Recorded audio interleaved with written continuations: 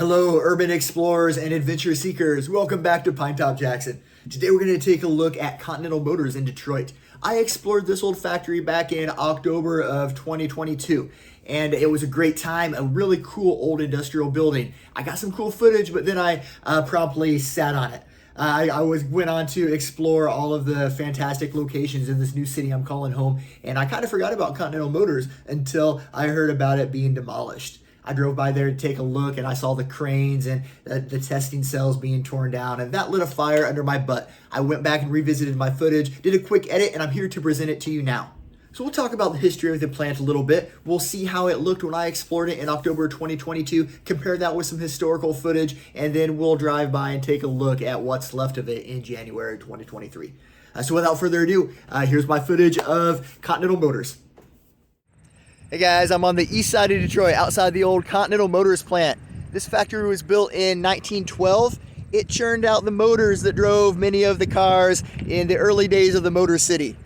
These ruins are all that's left of it. We're gonna go check it out.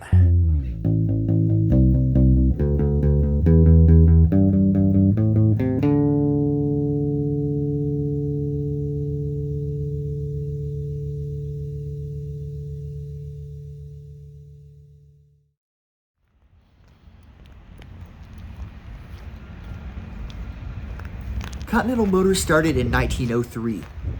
They built a plant in Muskegon, Michigan in 1905, but soon realized they needed to be closer to all the action in the Motor City. Detroit's famous architect Albert Kahn designed the big two-story factory that was built in 1912 along East Jefferson. It's pretty dark and spooky in here. But that is not what we're in. That factory was demolished decades ago in the 1960s. What we're walking around in right now are the testing cells. In World War II, Continental started building tank engines. Man, look at the ancient patina on this wall. Here, the engineers can mount their powerful, newly built tank engines and then duck into the next room and watch behind blast-proof glass as they ran their engines up to full power. Kaiser Frazer bought the factory in 1951, but they wound up moving their engine production down to Ohio.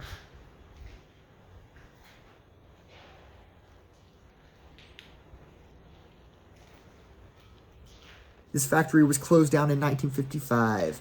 The huge abandoned factory had been mostly demolished by 1961, except for the foundry, the testing cells, and the power plant.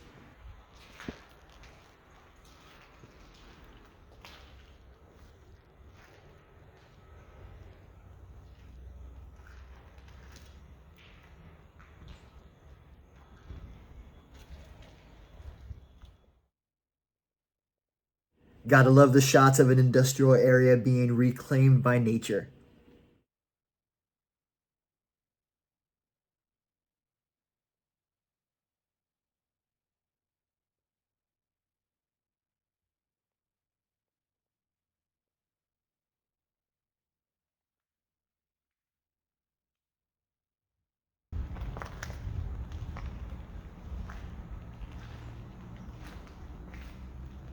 Oh wow, look at that.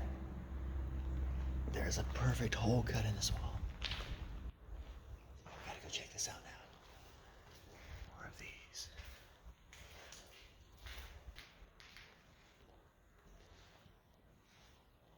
What was this?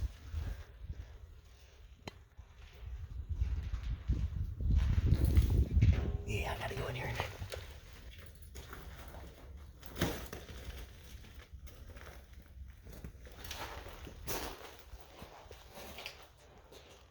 What was this? Some kind of blast furnace?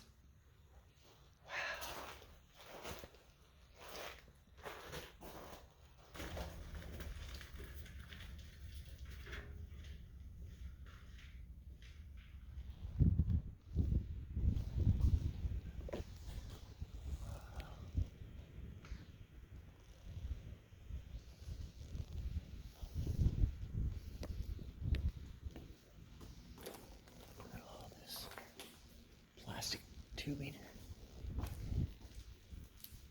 And another.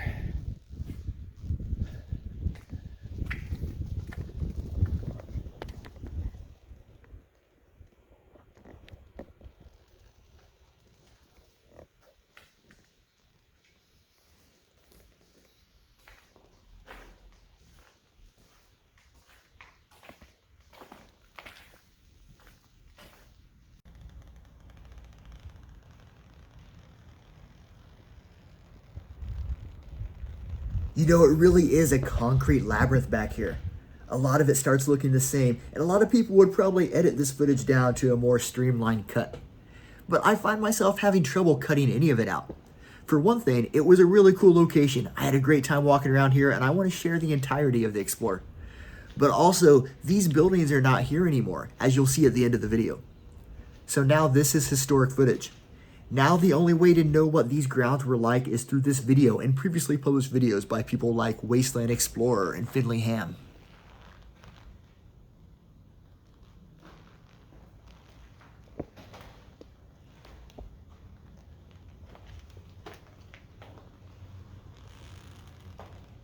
Stairs are all long gone. I wonder if we can find a way up there though.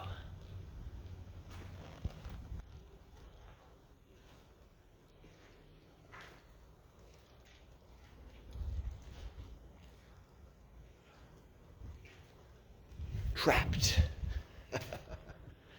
That's all right.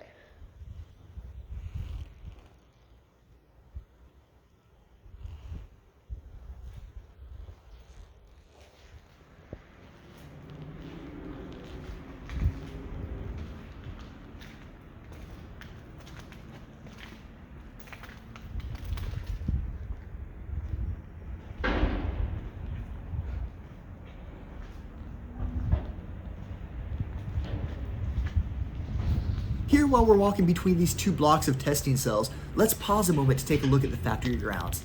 That huge overgrown concrete lot used to hold the factory itself.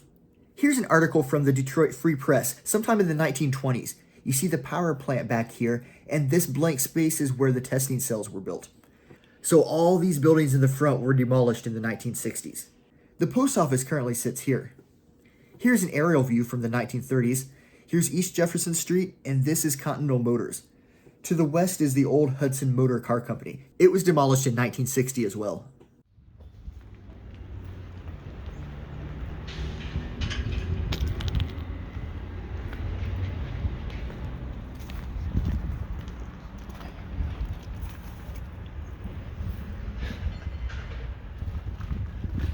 One's Annex 2-siders, LG 420. What is this back here? Is this concrete? It is.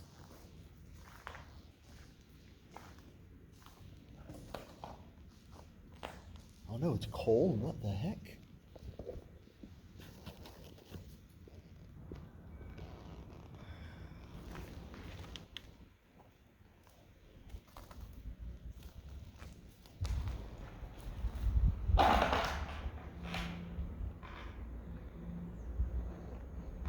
Hubbard hard coal. Piled high.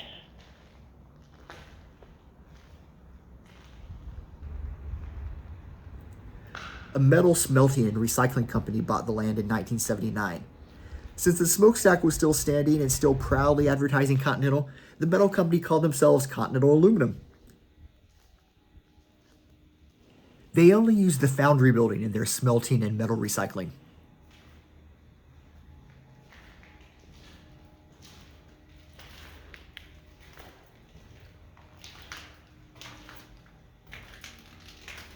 Oh, there's some steps. Continental Aluminum wound up leaving these dilapidated grounds in 1998 in favor of a nicer location in the suburban town of New Hudson, Michigan.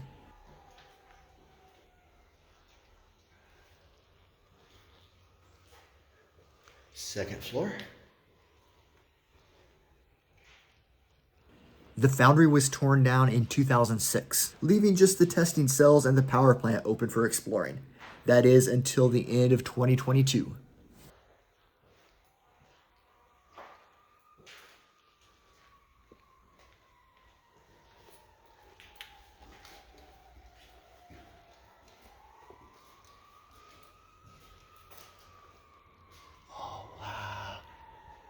So nice and airy up here.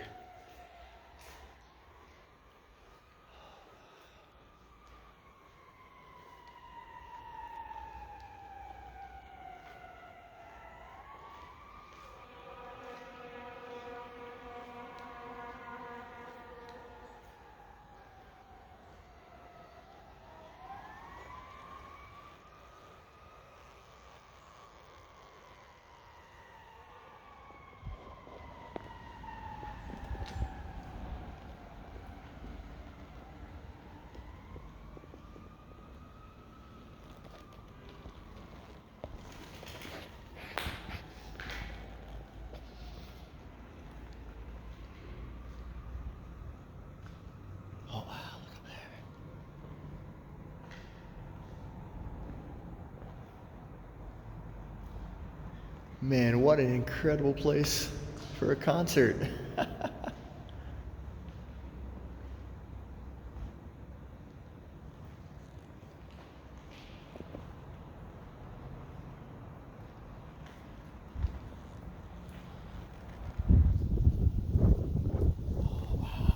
Down there a minute ago. Wow, the roof is wild. Wow. You guys, it's a freaking jungle up here.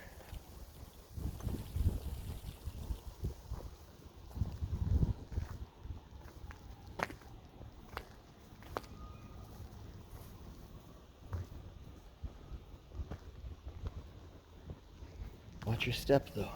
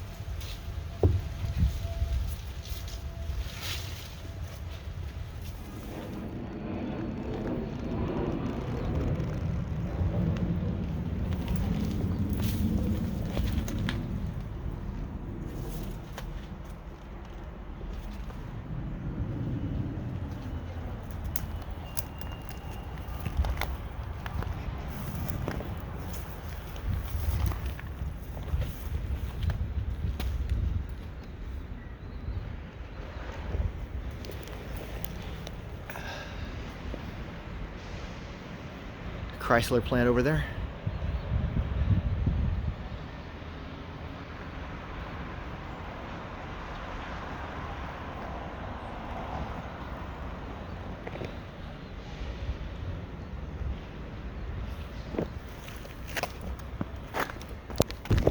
Man, it is really starting to kick up a gust here. I'm gonna go retreat back inside. It's a little calmer, but it's a little more creepier.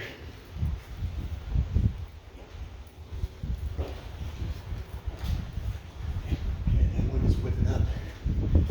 It may storm before we get out of here.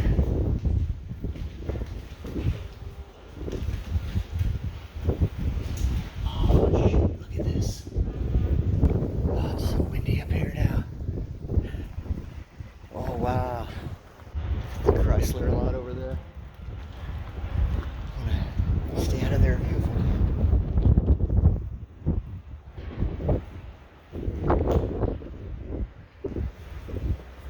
Wow. Tis quite a drop indeed.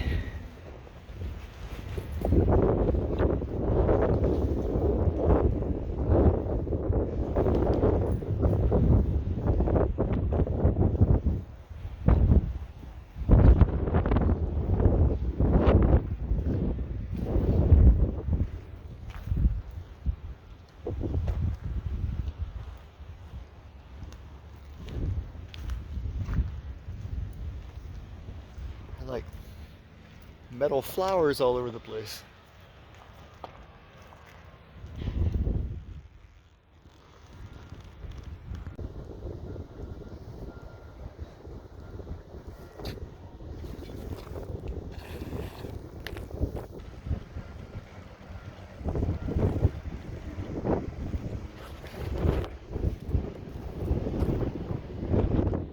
There's that other section of the roof I was on earlier. Of course, a big factory parking lot.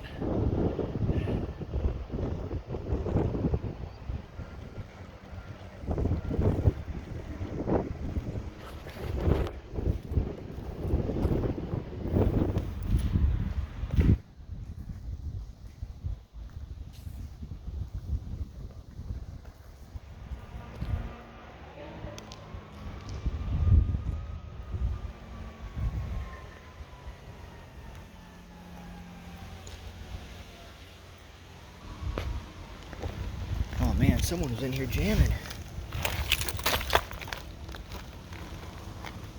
With the old SED10.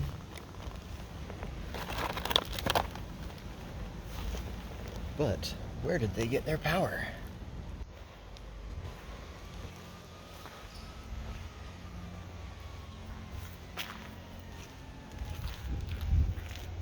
No more steps here.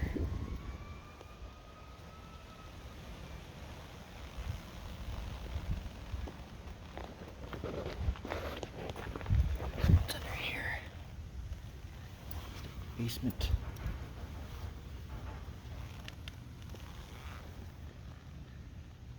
Yeah, nothing.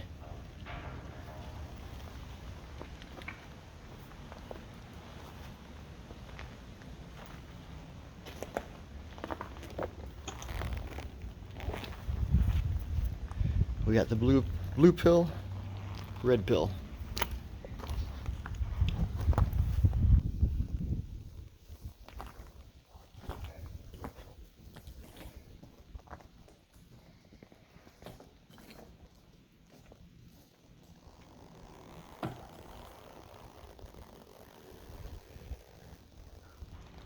You guys, we're inside the Continental Smokestack.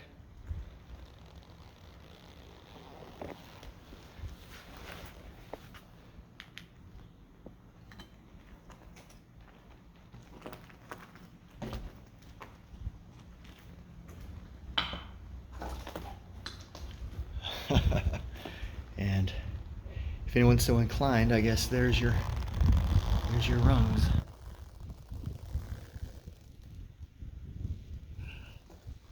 Looks like they go all the way up. Kind of sketchy, man.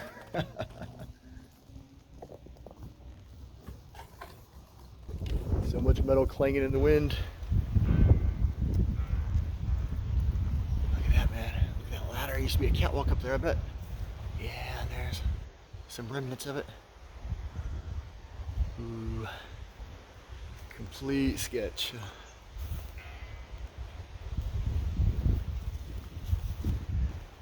Look at this timber just hanging. Crazy.